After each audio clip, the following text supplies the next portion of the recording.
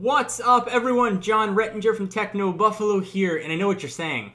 What's up with the locks? It looks like something died on your head, and it's true. I need a haircut very badly, but I figured instead of cover it up with a hat, I'd be honest with the audience and let you know it's big, and it's ugly, and it has nothing to do with technology, but I felt the need to share. So we are doing something kind of neat that I'm trying on Techno Buffalo. We are doing a poll where you guys get to vote on what you want the next video to be on, which is kind of neat. So we had a few choices today, which is the 3rd of May. The Xperia Play unboxing, the PlayStation Phone, the Xperia Arc unboxing, Droid Charge features and cameras and all that business, or an iMac Spring 2011 update going over the new iMac models that were released today, or other. Well, the results were pretty strong. The Xperia Play had an early lead, and the iMac Spring 2011 definitely won this. If this is an idea that you guys like, where you get a say in the videos that we do, not on a daily basis, but maybe once or twice a week, leave your feedback down below. I thought it's fun. It gets me another chance to interact with you guys, which I always like, and sort of know what content you would like to do.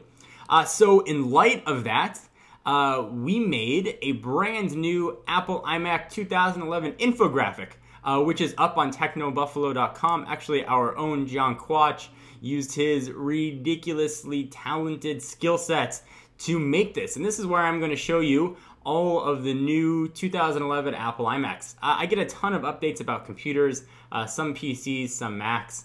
It's difficult to keep up with all the PC manufacturers that are coming. They have a much shorter product release cycle than Apple does. And that's one of the benefits that people go to PCs. They get those latest specs quicker. Apple generally updates theirs a little bit slower. But we do now have an update to the 2011 iMacs, or rather to the 2011 iMacs. They're now the 2011.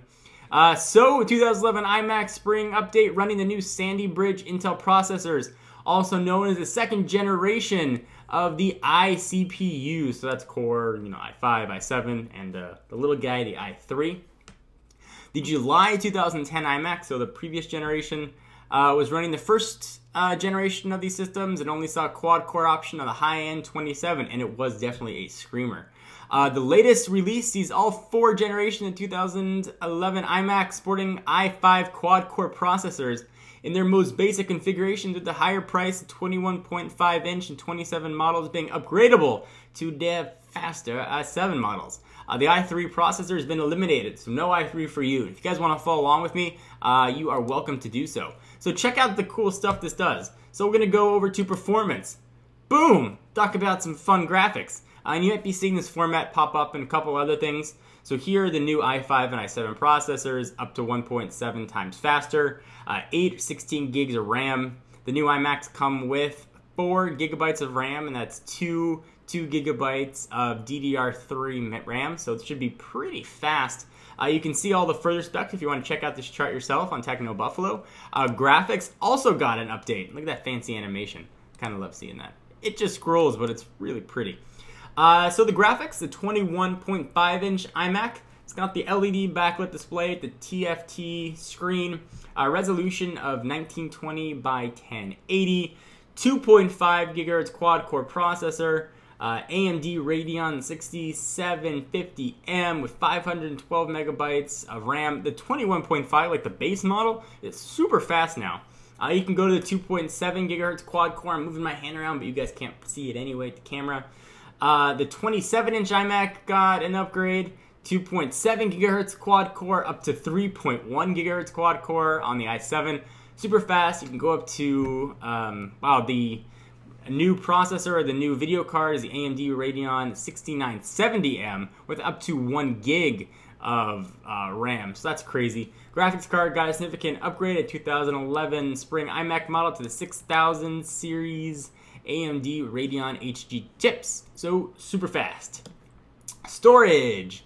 The 21.5-inch iMac is a 500 gigabyte hard drive at 7200 RPMs.